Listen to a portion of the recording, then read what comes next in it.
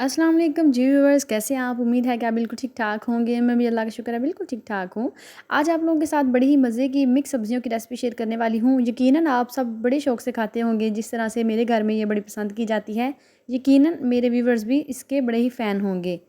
मैं आप लोगों को बिल्कुल सादा और आसान तरीके से ये रेसिपी बनाना सिखाऊंगी इंशाल्लाह से। आप इस वीडियो को देखने के बाद बिल्कुल भी परफेक्ट तरीके से इस रेसिपी को बना सकते हैं। टेस्टी बनती है, सर्दियों की ये सबकी फेवरेट डिश होती है। मिक्स सब्जियों का सालन हो और इसके साथ आप पराठे को इंजॉय करें, साथ तंदूर की रोटी को इंजॉय करें, बड़ा मज़ा आता है। तो ये चंद चीज़ें, चंद सब्जियाँ मैंने ली हैं, जिनको मैंने आपको दिखा दिया है कि थोड़े से मटर हमने लिए हैं, 1 पाव के करीब, 1 अदद टमाटर, 2 अदद सब प्याज और लहसुन और अदरक हमने ले ली है, गाजर ली है और 1 अदद आलू लिया है और एक मीडियम साइज़ का जो फूल था वो गोभी का लिया है और सब्ज़ मिर्चें 3 से 4 अदद ली हैं। इन सारी चीज़ों की मैं कटिंग कर लूँगी। तो अब हमने सबसे पहले पैन घी ऐड कर दिया है और घी को जैसे ही ये मेल्ट होगा, इसमें गर्म होगा, तो हम इसमें 2 अदद जो हमारे पास बिल्कुल नॉर्मल साइज़ के प्याज थे, उनको हमने रफली सा चॉप करके इसमें ऐड कर दिया है। अब हमने इनका कलर चेंज करना है, इनको थोड़ी देर के लिए सौते करना है।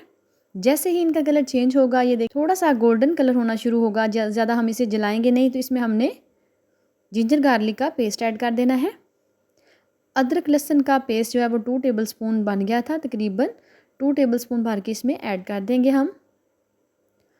अब ये जो मिक्स सब्जियां होती हैं या फिर कोई भी सालन होता है जो ड्राई में शामिल है, जैसे कि शोरबे वाला नहीं है, तो उसके लिए थोड़ी सी ग्रेवी की ज़रूरत होती है, तभी ये सालन ज़्यादा मज़े के बनते हैं। और मिक्स सब्जियां हर किसी को बड़ी ही पसंद होती हैं और मटर चूँकि आजकल नई नई सब्ज़ी आई है, तो मटर जो है वो सभी को बड़े पसंद है। तो मटर ये डाल के मिक्स सब्ज़ी जो बनाई जाती है गोभी के साथ, यकीन करें इसका जायका भी बड़ा लाजवाब होता है और इसकी खुशबू इतनी अच्छी होती है कि आपके घर पूरे में इसकी खुशबू फैल जाएगी। ये बिल्कुल सादा और आसान तरीका है जिसके साथ मैं आप लोगों के साथ ये रेसिपी शेयर करूँगी। जैसे ही ये थोड़ी देर के लिए इसमें हमने फ्राई किया, इसका कच्चापन ख़त्म हुआ, तो हमने इसमें पानी ऐड करना है। जब भी पानी ऐड करें मसाले की बुनाई करते वक्त, इसको बिल्कुल हल्का कर देंगे ताकि हमारे ऊपर छींटे ना पड़े। पानी थोड़ा थोड़ा सा शामिल किया है, साथ दोनों का कलर जो है वो चेंज हो चुका है। अब हमने इसमें एक बड़े साइज़ का हमारे पास टमाटर था, वो हमने रफली सा चॉप करके इसमें ऐड कर दिया है। तो अब हमने इसमें जो जो स्पाइसेस ऐड करने हैं वो बिल्कुल बेसिक्स हैं, जो हर घर में मौजूद हैं, हर कोई इनको इस्तेमाल करता है। वीडियो को एंड तक वॉच किया करें, कोई भी आप पॉइंट स्किप ना किया करें। तो ये 3-4 अदद जो सब्ज़ मिर्ची थी मेरे पास, उनको मैंने पीस लिया था, वो भी हमने इसके साथ ही शामिल कर दी हैं। खानों में बेसिक से मसाले ही जाएँ तो ही जायका अच्छा आता है, इन्हेंस होता है उसमें जायका। तो हम इसमें नमक ऐड करेंगे अपने टेस्ट के अकॉर्डिंग। 1 टेबलस्पून मैंने इसमें नमक ऐड किया है और 1 टेबलस्पून मैंने इसमें दरदरा सा सूखा धनिया ऐड कर दिया है। तो अब हम इसमें ऐड करेंगे लाल मिर्च, हाफ़ टी स्पून जाएगी। मैं बिल्कुल अपनी सब्ज़ी के अकॉर्डिंग डाल, जितनी क्वांटिटी बढ़ानी है उसी हिसाब से आपने इन सारी चीज़ों को बढ़ाते जाना है। हल्दी हाफ़ टी स्पून इसमें ऐड करेंगे। इन सारी चीज़ों को हमने अच्छे से भूनना है। ये मसाले हर घर में इस्तेमाल होते हैं, सिर्फ़ फ़र्क ये होता है कि हम इनका इस्तेमाल जानते नहीं हैं, जिस वजह से हमारी चीज़ें परफ़ेक्ट नहीं बनती। तो अब हमने इसमें भुना हुआ ज़ीरा जो है वो हाफ़ टी स्पून शामिल कर दिया है। तो गरम मसाले का जितना ही खानों में कम इस्तेमाल किया जाए, उतना ही खाना टेस्टी बनता है। और ये जो सब्ज़ियां हैं, इनको फुल कुक नहीं करना चाहिए, 100% इनको मिक्स नहीं करना चाहिए। इन्हें थोड़ा थोड़ा खड़ा खड़ा सा पकाना चाहिए ताकि इनके अंदर थोड़ा सा लाइट सा क्रंच भी रहे और ये टेस्टी भी बने। अब हमने इसमें हाफ़ टी स्पून कसूरी मेथी ऐड की है, जिसके साथ खुशबू और जायका दोनों ही अच्छे आएंगे। तो हम इसमें थोड़ी देर इनको बुनाई करने के बाद सब्ज़ी ऐड कर देंगे। ये सब्जियां आप देख सकते हैं कि हमने ज़्यादा ना मोटाई में ना ज़्यादा की हैं। तो अब हम इसमें मटर भी शामिल कर देंगे। मेरी पूरी कोशिश होती है कि मैं आप लोगों को बिल्कुल सादा और आसान तरीके से रेसिपी समझाऊं, ताकि मेरी किसी भी बहन को बनाते वक्त दुश्वारी ना हो। तो हमने इसमें हाफ़ कप घी शामिल किया था, जो कि डालडा घी है। आप देसी भी इस्तेमाल कर सकते हैं, कुकिंग ऑयल में भी बना सकते हैं।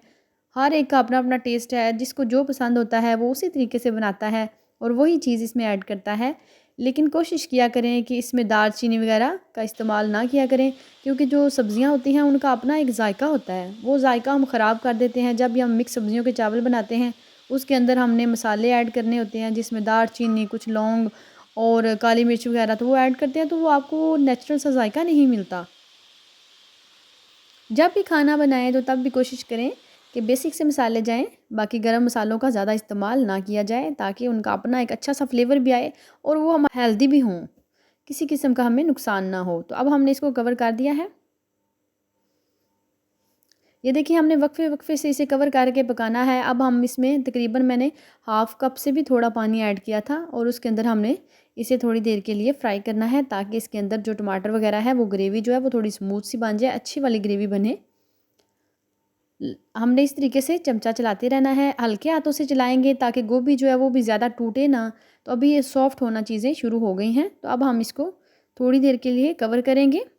लेकिन इसमें जो चीज़ शामिल करेंगे वो है पानी। पानी को हमने ये देखें बिल्कुल हाफ़ कप पानी इसमें ऐड करके हमने कवर कर देना है।